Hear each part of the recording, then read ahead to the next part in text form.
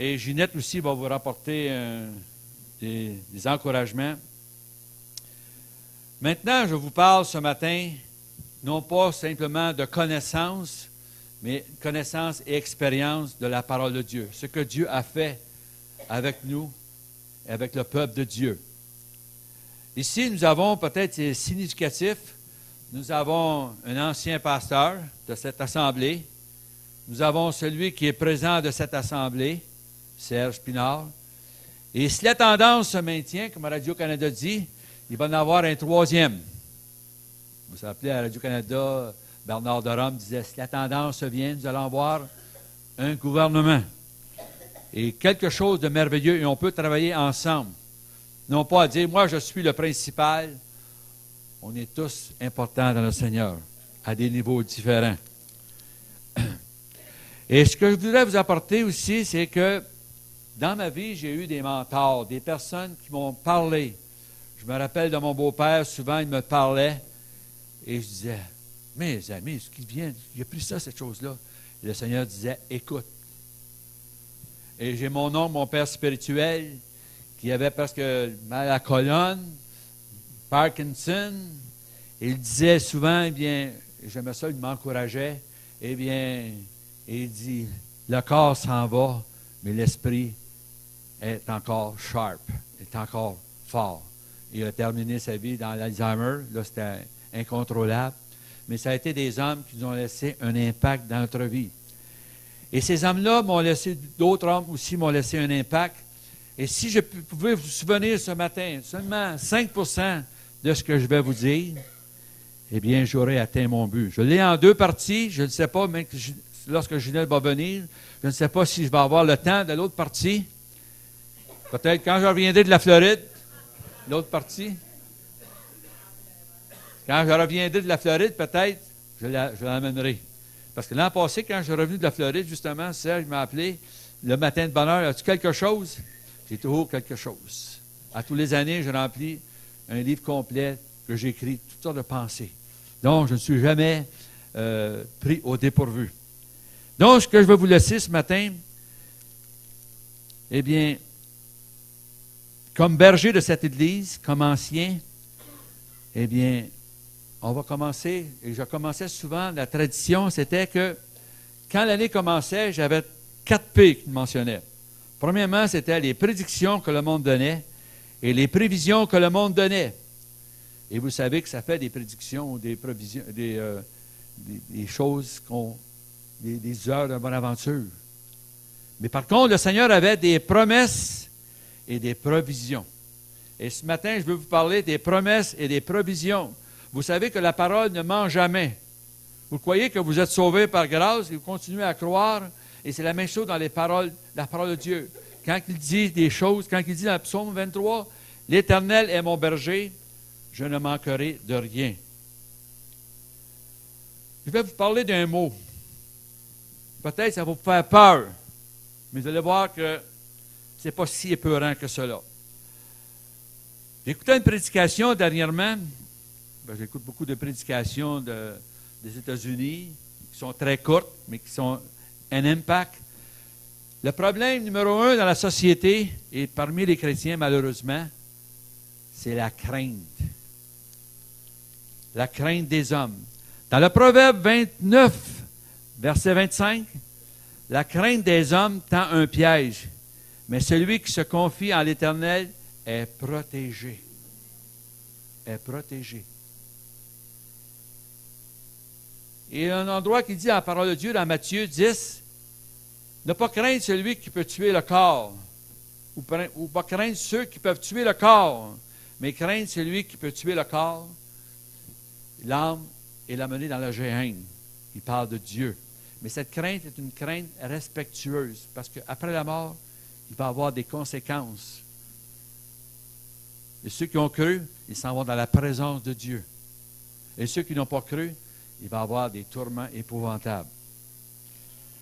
Et j'étais dans l'étude ce matin dans le bureau de Serge, et j'ai vu le mot des synonymes. Et regardez le mot crainte, que cela peut dire. Il y a plusieurs synonymes. Appréhension, et peut-être ça va vous concerner. Incertitude, peur, anxiété, alarme, frayeur, épouvanté, frousse, obsession, phobie, méfiance, redouté, pressentiment de quelque chose de malheur va arriver. C'est bon d'avoir une crainte. Crainte des lions. Parce que la crainte, c'est un certain sentiment. Mais si vous dites, je n'ai jamais peur, eh bien, vous allez voir un lion, vous allez avoir peur. Parce que notre corps nous dit que le lion, il peut nous dévorer. Mais dans le Seigneur, ça va être différent. Vous savez, quand on parle des nouvelles, si vous voulez vous endormir sur les nouvelles, ce n'est pas un bon conseil.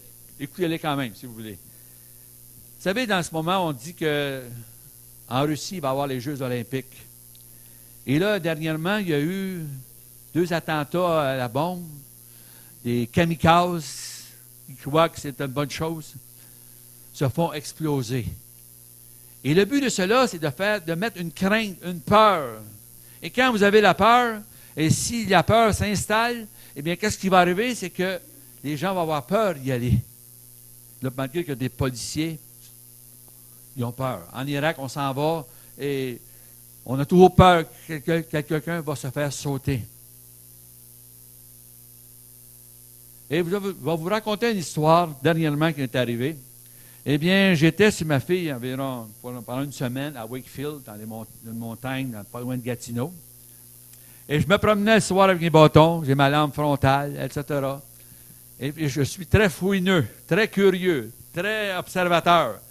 Et il y a une maison à vendre 3 étages sur une montagne. Ça avait une maison qui est assez bizarre, mais je me promène avec mes bâtons de ski. Ça dit « Hi ». Je dis « Hi ». Je lui dis « Where are you? Où es-tu? » « In the tub. » Dans la hot tub. Je ne voyais pas de tub, je ne voyais rien. Puis, je dis, pour moi, c'est un signe d'alarme. Vous savez, aujourd'hui, il y a toutes sortes de signes que tu arrives sur un terrain. Bonjour, bienvenue. Fait que, pour moi, c'était un signe, c'est un alarme. Je ne voyais rien. La lune il n'y avait pas de lune.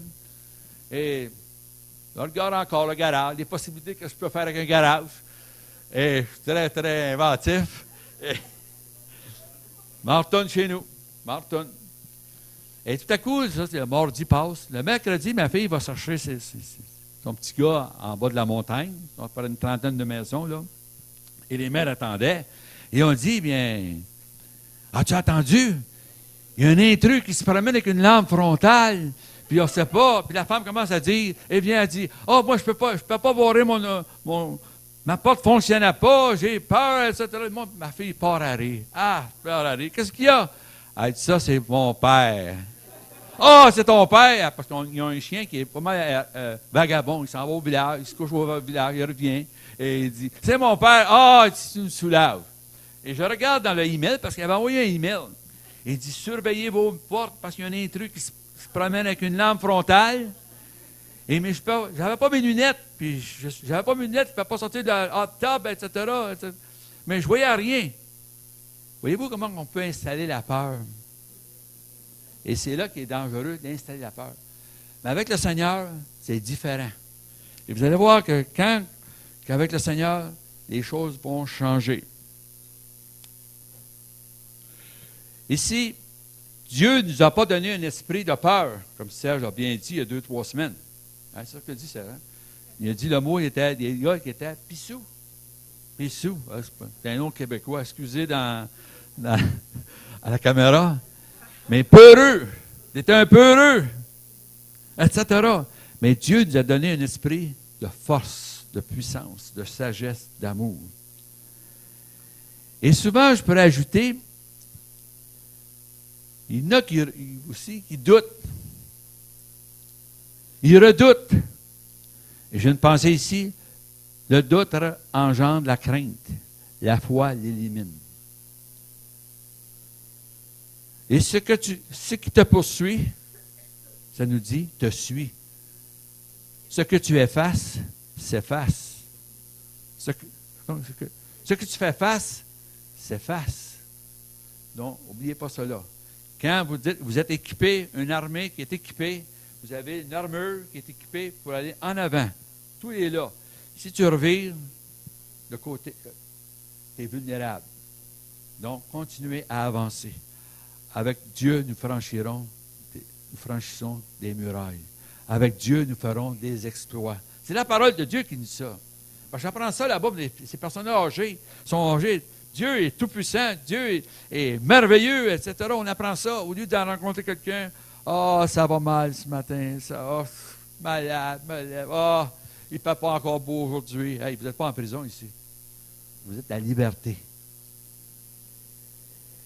Aussi, un exemple peut être quand vous doutez. Vous savez, quand on allait dans les parcs ou bien on se réunit en assemblée, on fait des courses à obstacles. Il y a une course qu'on fait, c'est qu'avec votre épouse, vous attachez une jambe. La jambe droite avec la jambe droite avec la jambe gauche de mon épouse. Et celui qui va se rendre le premier là-bas, il va gagner la course. Ça court-tu mal, hein? Ça court mal. Va pas assez vite, pas trop vite. Quand tu veux l'enfarger, tu as qu'à reculer en arrière. L'autre qui plante en avant. Je faisais ça souvent. Je ne gagnais pas avec moi parce que ceux qui étaient avec moi, ils ne pouvaient pas gagner. Parce qu'à un moment donné, je faisais ça. Moi, mon fond, tu allais voir tomber. Mais pas là. C'est comme ça, un esprit de peur, de doute, d'appréhension. Vous avez le Seigneur, mais ça fonctionne mal. Ça fonctionne mal. Votre corps vous dit, ça va mal. Et moi, souvent, on me dit, comment ça va? Ça va mal. Hein? Ça va mal pour le diable, parce que je suis victorieux. Je suis victorieux. Et on va voir dans la parole de Dieu des conseils. Et des conseils que je pourrais vous donner, la même chose qui a été dit dans la parole de Dieu. Moïse a dit à Josué, dans Deutéronome, ne crains point. Ne crains point. N'aie pas peur. Prends courage, parce que l'Éternel est avec toi. C'est ce qui est bien dit dans la parole de Dieu, 32 ou 30, je ne sais pas. Parce que Moïse avait appris aussi de l'Éternel, parce que quand il y a 40 ans auparavant, il avait dit, eh bien, Moïse a dit, Seigneur, si tu m'envoies, marche au-devant de moi. Si tu n'y vas pas, j'y vais pas. Mais parce que l'Éternel est en avant, il l'a bien vu dans la mer Rouge, quand la mer s'est séparée, Moïse a avancé. Moïse savait déjà, quand il y avait la panique, l'armée était derrière, il n'y avait aucune issue pour se sauver. Il n'y avait pas les hélicoptères, ça n'existait pas. Il n'y avait rien. Entouré de l'armée des Égyptiens, il dit, taisez-vous, ce que vous allez voir aujourd'hui, c'est la main de l'Éternel. Et Moïse a levé le bâton. La rod. Et qu'est-ce qui est arrivé? Une chose impossible. Avec Dieu, tout est possible. Et quand il y a maintenant, et Moïse, 40 ans après, Moïse va être enterré. Et là, bien, il va donner des conseils d'expérience. Il l'a vécu. Il dit à Josué, ne crains point. Je suis, et l'Éternel était avec toi, parce que l'Éternel va être avec toi. Lorsque Moïse avait envoyé des espions, vous allez voir le langage, la manière qu'on pense. Tel il pense, tel il est. Quand Moïse a envoyé les 12 espions, quand ils sont revenus 40 jours après, ça dit ceci, nous ne pouvons monter contre ce peuple, car il est plus fort que nous. Ce sont des géants. En plus forte raison, quand ils sont des géants, si tu lances une pierre, tu vas l'attraper. Tu es certain de ne pas le manquer. Par contre, Caleb, vous savez, c'est des 12 qui vont ensemble. C'est comme une église qui marche ensemble. Il y en a, faut pas exagérer, il faut faire attention, c'est pas de Dieu, etc. On chamaille. Caleb et Josué, ils disent ceci, montons et emparons-nous du pays, nous y serons les vainqueurs. Et souvent, m'avait entendu dire, dans le passé, un vainqueur n'abandonne jamais. Un lâcheur ne gagne jamais. 45 ans après, maintenant, arrive la même chose. Maintenant, ils arrivent devant les villes à conquérir. Caleb et Josué ont vu mourir, tous ces gens, cette génération-là qui a douté, ils ont tous vu mourir, un après l'autre. Parce que le Seigneur avait dit, vous n'entrerez pas dans la terre promise. Et ensuite, on voit qu'ils rentrent, maintenant, ils sont prêts à rentrer dans la terre promise. Ils se placent devant la ville de Jéricho, barricadés, fermés, personne ne pouvait entrer ni sortir. Et regardez, ça nous dit ceci, Josué a fait quelque chose. Josué a envoyé 2 espions. Et les 2 espions ont entré dans la ville, hébergés par Arabe, la prostituée, qui est dans la généalogie de Jésus. Et ça nous dit, on vous craint maintenant. Ça nous dit dans la ville de Jéricho, le langage du monde qui était là, barricadé, on vous craint. Voyez-vous, on la craint. On vous craint parce qu'on sait ce que l'Éternel a fait pour vous dans le passé. On vous craint. Et elle dit, assurez-moi que lorsqu'elle avait déjà la foi, cette femme-là, Rahab la prostituée avait la foi que ce peuple-là était pour rentrer dans Jéricho. Et ça, c'est une foi d'enfant, mais qui ne doutait point. Et ça nous dit que, promettez-moi, et vous savez, le ruban cramoisi a été placé. Et quand ils sont revenus, et j'aime ces paroles-là quand ils sont revenus, vous savez, Jéricho et Gabaon, toutes ces villes-là, ce sont tous des peuples qui sont dans la crainte de ce que Dieu a fait pour Israël. Et regardez la chose qui nous dit, les espions. Lorsqu'ils reviennent donner le rapport à Josué, certainement l'Éternel a livré tout le pays entre nos mains. Et même tous les habitants tremblent devant nous. On n'a pas à trembler. Ils tremblent devant nous parce qu'il y a quelque chose qui est en train de se passer. Une puissance qui est en train de se passer. Et on se rappelle aussi dans les juges, quand Gédéon, nous sommes les plus petits, Gédéon avait peur, a demandé des signes au Seigneur, la toison humide, sec, etc., des choses impossibles. Et Gédéon avait encore peur. Il rentre dans le camp des ennemis. Un a un songe, et ils se sont Israël. Et Gédéon est comme boosté, il est comme projeté vraiment vers quelque chose, une grande victoire, parce qu'il croit que l'Éternel est le vainqueur. Il croit que Dieu est celui qui va emmener vraiment la bénédiction, qui va emmener la paix. Ce matin, nous n'avons pas un combat à livrer comme en Russie, etc.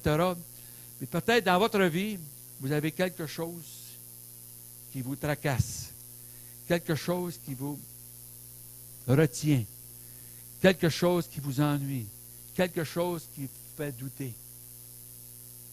Et je peux le dire, avant que j'invite Ginette, soyez des vainqueurs. Prenez la parole de Dieu. Lisez la parole de Dieu.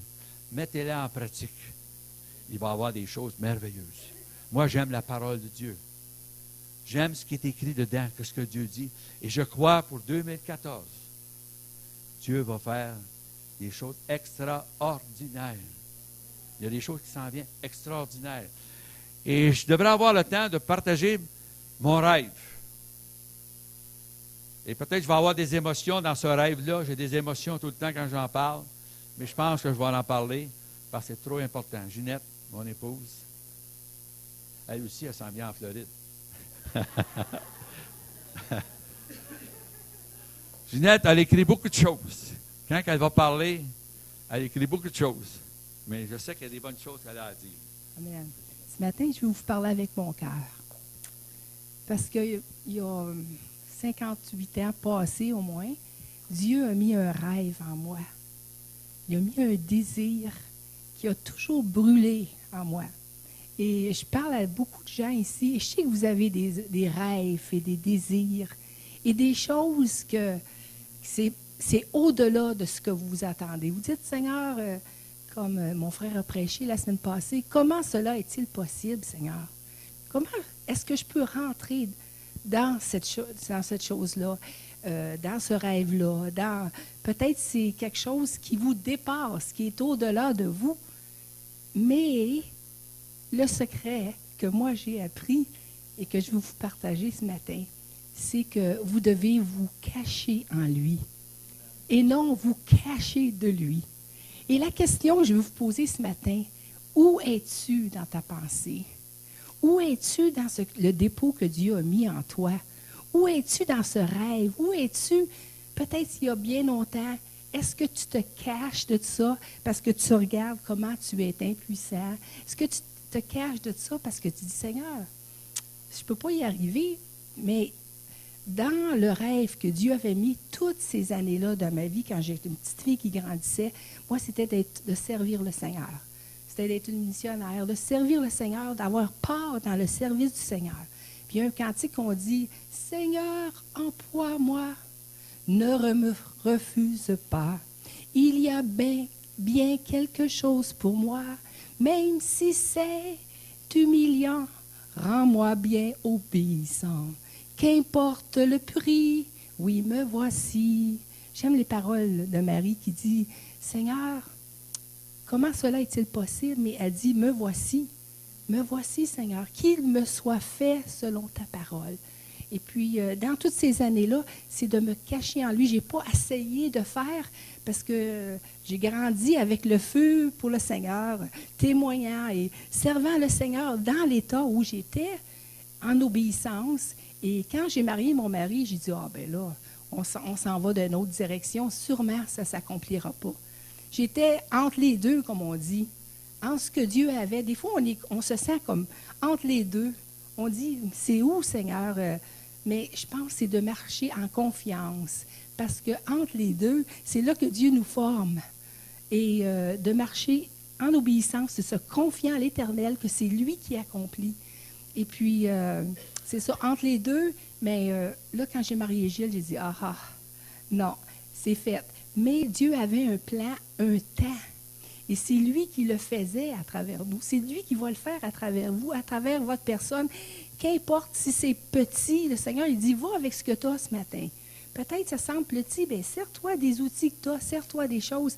Repose-toi à lui, aie confiance. C'est lui qui le fait arriver, et c'est non toi. Marie, quand elle était enceinte, c'est pas elle qui l'a fait, c'est le Saint-Esprit qui est venu sur elle. Et si vous marchez sous le Saint-Esprit, si vous êtes caché en lui, ça va arriver.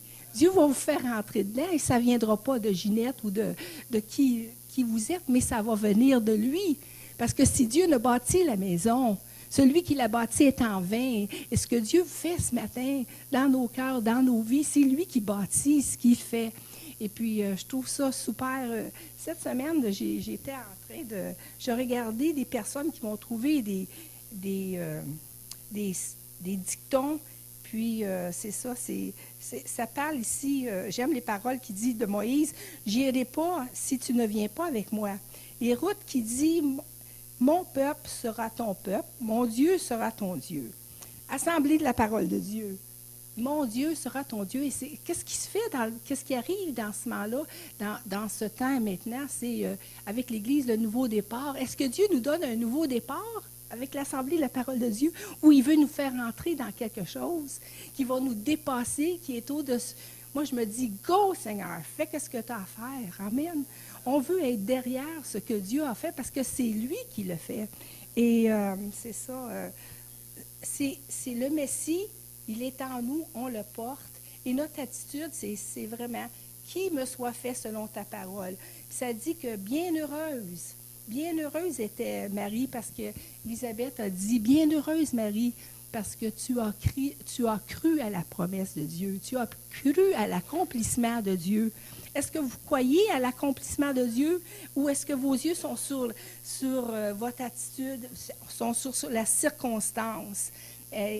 Élisabeth a dit « Bienheureux est le fruit de tes entrailles. » Ce matin, je veux dire « Bienheureux assemblée de la parole de Dieu. Bienheureux le nouveau Église du nouveau départ. Le fruit de tes entrailles est béni. » Parce que c'est lui qui vous donne cette chose-là. C'est lui qui va accomplir ces choses-là. Puis c'est de tout remettre au Seigneur. Alors, mon mari, je crois que tu vas avoir tout le temps que tu veux pour continuer. Alors, je bénis ce que Dieu fait en nous, dans notre assemblée, qu'importe où vous êtes dans votre cheminement. Et puis aussi, Dieu, il dit un verset qui dit dans Corinthiens, il dit que les yeux n'ont pas vu, ni les paroles, nos oreilles n'ont pas entendu ce que Dieu veut faire, les choses que Dieu a préparées pour ceux qui l'aiment. Et nous l'aimons ce matin. Nous nous attendons que cette année soit une année de nouveaux sommets avec lui, qu'on puisse rentrer dans quelque chose. Et au commencement de l'année, moi, je trouve ça super, le jeûne et la prière, parce que dans la préparation, c'est d'en demeurer en lui, c'est d'entrer dans sa présence, pratiquer sa présence continuellement. N'importe dans quoi vous travaillez, dans quoi vous êtes, c'est toujours être plugué après lui. C'est là vient le gaz pour faire fonctionner le taux. On doit puiser. Il est notre source, il est notre force, il est notre tout. Et on veut tout lui remettre. Amen. Je vous aime tous avec l'amour de Jésus. Je vois en vous la gloire de mon roi. Et soyez assurés qu'en Floride, on va vous suivre. On va vous suivre. On va regarder avec la technologie, c'est bien. J'en fais un petit peu de technologie. J'ai appris un petit peu plus. C'est très, très bon.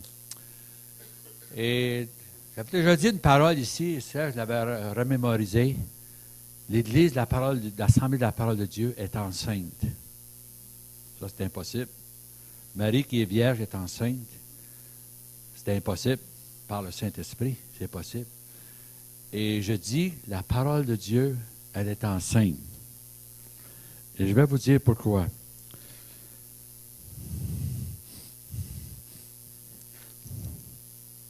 Ils me connaissent ceux qui je parle de ce rêve, de ce désir. Rappelez-vous de l'année 1998. Qu'est-ce que vous vous rappelez de 1998? Le verglas. Hein? Tout le monde se rappelle du verglas. Mais moi, je me rappelle, après le verglas, première fois, j'allais en Floride.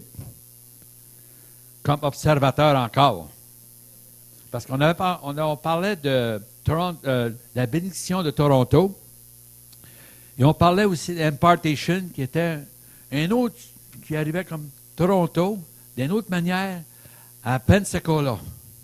Vous vous rappelez de Pensacola? Il y en a qui ont été ici. Frédéric, Patrice est en retour de Floride aujourd'hui. Il va trouver ça dur. Et je vais aller voir ce qui se passe. Parce qu'il disait, Pensacola, c'est ci, c'est ça. Ils ont des statues, ils ont des sortes de choses. Ma femme y était un mois avant, avec ma belle-mère. Et elle a trouvé ça bon. Elle m'a dit, Gilles, je pense qu'il m'avait dit, je ne sais pas si tu vas aimer ça. Et le premier soir, on commence, le mardi, on est environ, c'est la soirée de prière. On commence, pour la semaine, c'est la soirée de prière. On est environ 800. Puis ça prie. Ceux qui ont besoin de prier pour leur famille, il y a une bannière pour les familles, pour les enfants, etc., pour les malades, etc. Ça prie. Et tout à coup, vers la fin, ça nous dit, eh bien, c'est au mois de mars, ça, ceux qui viennent de l'Est, il y en a un qui venait de Londres, de l'Ouest, du Japon, du Sud, Chili, etc., du Nord, il y en a un qui dit Toronto, moi je dis Montréal. Il dit Montréal, coming down. Vous savez qu'on dit souvent, Price is right. J'arrive en avant, et un prie, là, ça prie. Puis quand il prie, il finit la prière de la personne de l'Est, de l'Ouest ou du Sud. Come forth, je vais vous dire en français tantôt. Et j'ai dit, moi, je vais prier en français parce que je me sens bien. De toute façon, on prie en langue ici. Fait que j'étais correct. Je prie en langue, sans interprétation. Et quand j'ai terminé, ils ont dit, Nord, lève-toi. Et j'ai vu quelque chose. Il y en a qui se levaient dans l'esprit. Et ça m'avait touché. Ça m'a donné un fardeau. Depuis 1998, j'ai encore ce fardeau. Ceux qui me connaissent encore, vous savez, quand j'intercède, je prends des entrailles. Et la première journée, je me rappelle, j'étais dans le parking. Et tout à coup, j'arrive dans le parking, je tombe à terre, puis je me mets. Il y a un gars qui vient me voir. Il dit, c'est bon, frère, c'est bon. Je disais à lui-même, tu as l'Esprit de Dieu. Parce qu'une fois que j'étais en jeunesse en mission, on parlait des missions, il dit, le Seigneur devrait nous visiter au Québec en disant ça. Moi, je me rappelle, Michel Martin avait prié pour que ça m'arrive. Je dis, non, ça m'arrivait dans une réunion de prière avec des pasteurs. Il vient me voir, Seigneur, enlève son fardeau, Seigneur, Seigneur, tu l'as pardonné, etc. J'ai dit, les gars, vous ne comprenez pas. C'est une intercession. Ah, c'est ça. Maurice était là. Et il y a des choses qui s'est passées. Et quand je parle du Nord, je parle de ma province. Ce que le Seigneur pourrait faire dans cette province de Québec, il pourrait changer les choses. Et Dieu a déposé, je vais prendre des paroles de la semaine passée, que Serge a mentionné, Dieu a déposé un dépôt par le Saint-Esprit. Et c'est un super inexprimable que j'ai. Un rêve, c'est quelque chose. Et ce rêve fait partie de ce dépôt. Il y a quelque chose que Dieu est en train de faire dans cette province, malgré qu'on parle de la charte, de la laïcité, des choses. On veut éliminer Dieu de tout. On ne pourra jamais enlever Dieu de cette terre. C'est lui qui règne, et il va régner pour l'éternité. Et tout genou fléchira, ça nous dit, tout genou fléchira quand ce sera le temps, le jugement de toutes les nations. Toutes les nations vont être là, un à sa gauche, un à sa droite. On regarde des récits dans l'Ancien Testament. Il y avait des choses à droite, à gauche. Mais il va voir, tous genoux vont fléchir. Ils vont dire, oui, c'est toi, le Créateur, le chef de l'univers. On ne pourra jamais éliminer le Seigneur. Vous savez, dans les prédications de motivation, là-bas, on a des choses. Un auteur disait, le terrain où il y a le plus de valeur, le plus de potentiel, c'est pas en Alaska où il y a de l'or, en Afrique où il y a des pierres précieuses, c'est dans les cimetières. Ils sont tous morts. Mais plusieurs sont là parce qu'ils n'ont pas achevé leur désir. Ils ont abandonné en cours de route. Le plus grand malheur, c'est d'abandonner. La meilleure chose, c'est de continuer. L'Éternel a mis un dépôt dans chaque personne. Et chaque personne nous dit à la parole de Dieu des talents, qu'un a un talent, l'autre a 5 talents, l'autre a 10 talents. Et notre but, c'est de les faire grandir pour Dieu. Grandir pour la gloire de Dieu. Nous sommes dans le royaume. Nous sommes participants à sa gloire. Et ce que Dieu veut faire, ce que vous avez en dedans de vous, il y en a qui vont prier, d'autres vont témoigner, d'autres vont enseigner, toutes sortes de choses, toutes sortes de talents. Je ne parle pas des dons du Saint-Esprit, des talents. Mais le Seigneur a quelque chose dans chacun de vous. Je vous regarde ce matin. Vous savez, comme un grand-père regarde ses enfants, et je vous regarde, il y a du potentiel en chacun de vous. Voyez-vous ça? Il y a du potentiel en chacun de vous. Ce n'est pas le potentiel, ça nous dit, j'avais des mots pour le potentiel, c'est qui peut être exploité, qui a la capacité, qui a des ressources, des richesses. Cette bâtisse vient de la terre. Elle retourne à la terre. Et en ce moment, elle nous sert d'abri. La chaleur vient de la terre. Et elle nous réchauffe. Elle retourne à l'atmosphère. Nous retournons à la terre. Avant que nous retournons à la terre, le potentiel que nous pouvons avoir en dedans de nous est inestimable. Ne jamais abandonner. Ne jamais faillir. De marcher et de dire, Seigneur, ce que tu as mis en moi, Seigneur, eh bien, je veux l'accomplir. Vous pouvez savoir, dernièrement, on mentionnait, si vous avez quelque chose, de le magnifier. Je magnifie dans le psaume 34, je magnifie l'Éternel. Tu vois un chevreuil, tu vois un oiseau, et pour le voir encore plus près, tu prends un gros télescope, tu le magnifies. D'avoir les yeux sur le Seigneur. Pendant que vous avez les yeux sur le Seigneur, vous n'aurez aucune crainte. Comme ceux qui ont entré dans la terre promise. Caleb a entré dans la terre promise. C'est ce qui est arrivé à la terre promise, quand ça a été le partage des villes. Il est venu voir Josué. Il dit, Josué, tu te rappelles, il y a 45 ans passés, ce que Moïse nous avait dit, à cause des 2 espions, des 10 espions qui avaient douté, et moi, je n'ai pas douté, que j'étais pour avoir la terre promise.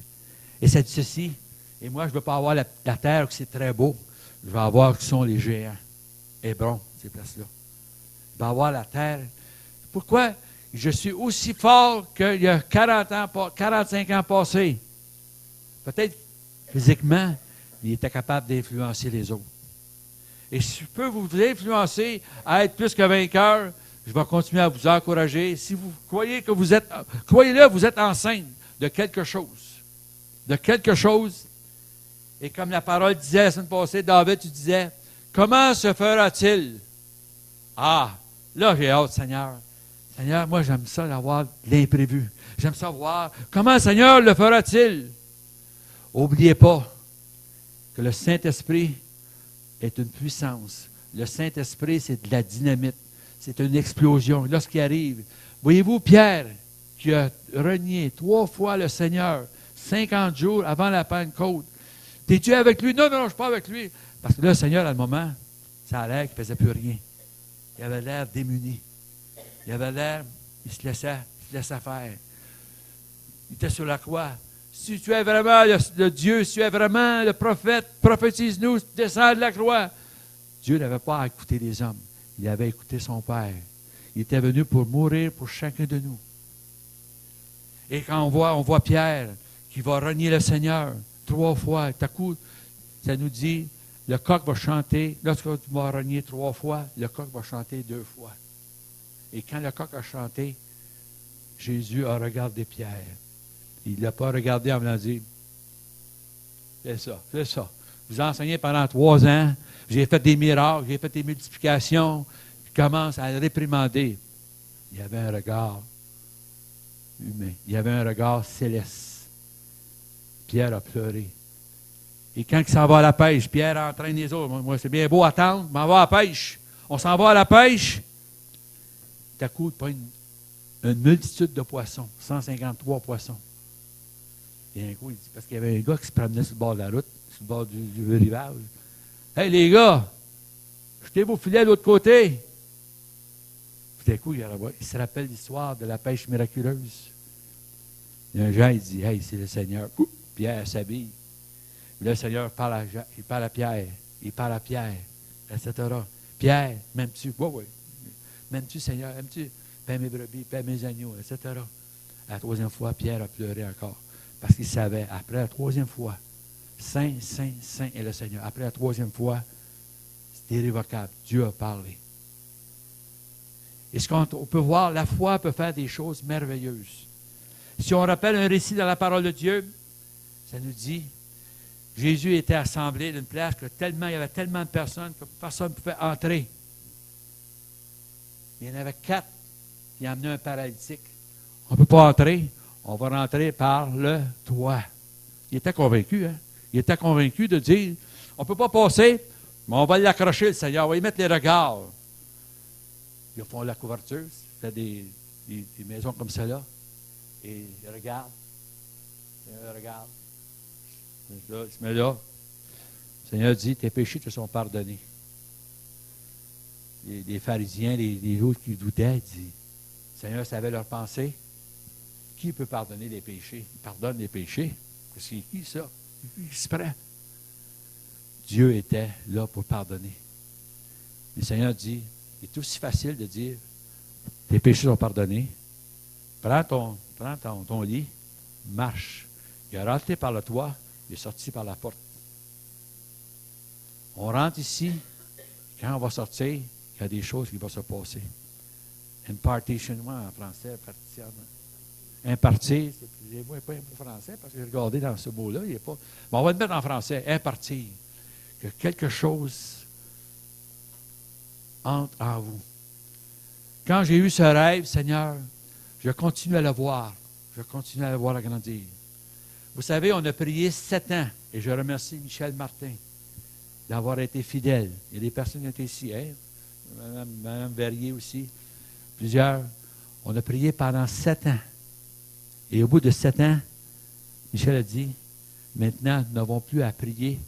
Dieu s'est accompli. C'est arrêté pour Granby. Croyez-le, moi je le crois. Ils vont le croire. Ils en parlent souvent. Dieu s'est arrêté à Granby. Il va s'arrêter à chacun de nous. Et c'est de prier maintenant pour que cette chose-là puisse, dans le sens, que cette chose-là, pendant qu'elle va être manifestée, de garder la foi. Le réveil arrive souvent, et souvent c'est la bisbille. Mais le réveil arrive, et c'est là qu'on doit être ensemble. Que le plus grand, le petit, que le plus faible, que le plus fort soient ensemble, et que ce réveil va s'accomplir. Ce rêve, Seigneur, ce matin, eh bien, va s'accomplir. Parce que Éphésiens 2 nous dit, chapitre 2, verset 20, « Or, à celui qui peut faire, par la puissance qui agit en nous, de tout ce que nous pensons et demandons. Pensez grand. Rêvez en couleur. Avant, on avait la télévision en couleur. C'est qui va s'acheter de la télévision en noir et blanc? Pas noir et blanc, mais en blanc et noir. Noir et blanc, blanc et noir. Qui va s'acheter une télévision en noir et blanc? Tout en couleur. Puis là encore, la perfection. Rêvez en couleur et Dieu est dans vos rêves. Comme cette femme Marie qui avait... Toutes les femmes avaient l'espoir de mettre quelqu'un au monde, de mettre le Messie au monde. On disait que le Messie viendrait. Mais aucune femme ne pouvait enfanter le Messie, sinon par le Saint-Esprit. Et ce qui me réjouit ce matin, on est peut-être une petite gang, un petit groupe, mais avec le Seigneur, on peut faire des choses merveilleuses. Le Saint-Esprit qui habite en vous peut faire au-delà de ce que vous pensez et demander. Ce matin, Seigneur, je demande pour cette assemblée, Seigneur, pour ce groupe, Seigneur, pour cette Église ensemble, enceinte, Seigneur, puisse réaliser ce rêve, oh Dieu, que cela va venir d'en haut, que ça va entrer dans nos cœurs, oh Dieu. Et le cœur que nous allons voir, le cœur de Dieu, Seigneur, qui va battre pour cette province, oh Dieu. Et qu'il n'y aura pas une charte, il n'y aura pas un gouvernement, Seigneur, qui va nous empêcher, parce que tu es présent. On pouvait vous empêcher, on pouvait mettre Pierre en prison. Imaginez-vous quand cette chose-là arrive. Vous allez voir, vous n'aurez plus à craindre. Rappelez-vous dans l'histoire des Actes des Apôtres. Le premier apôtre on a tué, ça a été Jacques. Et c'était agréable, politiquement, c'était agréable. Hérode a dit, maintenant, on va en prendre un autre. On va prendre Pierre. Pierre, c'est un leader, on va le prendre. C'est stratégique, on va le prendre. On le met en prison avec 4 armées enchaînées en prison. On ne fait pas ça aux prisonniers aujourd'hui parce que mes droits et libertés, il faut faire attention. Tu peux tuer, faire attention. Oh, c'est droits et libertés. Et Pierre était en prison. Et quand vous allez, demain, on va vous dire, tu vas mourir demain sur la potence. Tu vas mourir, tu vas être guillotiné. Qu'est-ce que vous pensez? Vous allez dormir? Allez-vous dormir? Et Pierre dormait comme une bûche. Ça nous dit, Pierre dormait. Ça a pris un ange pour le réveiller. Des portes s'ouvrent, des barricades s'ouvrent, les soldats, je ne sais pas ce qui arrive, ils dorment tous. Et Pierre réalise, à la fin, il sort, il s'aperçoit que, hey, je suis libre. Pendant ce temps-là, il y en a qui priaient pour la libération de Pierre. Et tout à coup, Pierre arrive à la porte. Hop! Hey, elle rentre à l'intérieur et dit, Pierre est ici. Voyons donc, t'es folle, tu délires. On peut délirer, hein? Mais il va voir, c'est à Pierre. Donc, Pierre, on n'a pas à craindre. Les paroles que je vais vous laisser, je vous laisse. Soyez des vainqueurs et réalisez un rêve. Et quand votre jour va être terminé, votre destinée va être terminée, on a tous une destinée ici. On a tous quelque chose à faire pour le Seigneur. Le petit gars qui avait 5 pains et 2 poissons a nourri une multitude. Les petites paroles qu'on peut avoir, simplement les dire, et c'est le Seigneur qui fait le reste. Que le Seigneur puisse vous bénir. Et ce matin, je vais faire quelque chose. J'ai un privilège. Serge m'a demandé, je vais finir les groupes. Serge et son épouse, et David, son épouse est disponible, je ne sais pas, elle est en bas. Je ne sais pas si, en tout cas, on va dire, je ne sais pas si tu veux prier pour vous autres.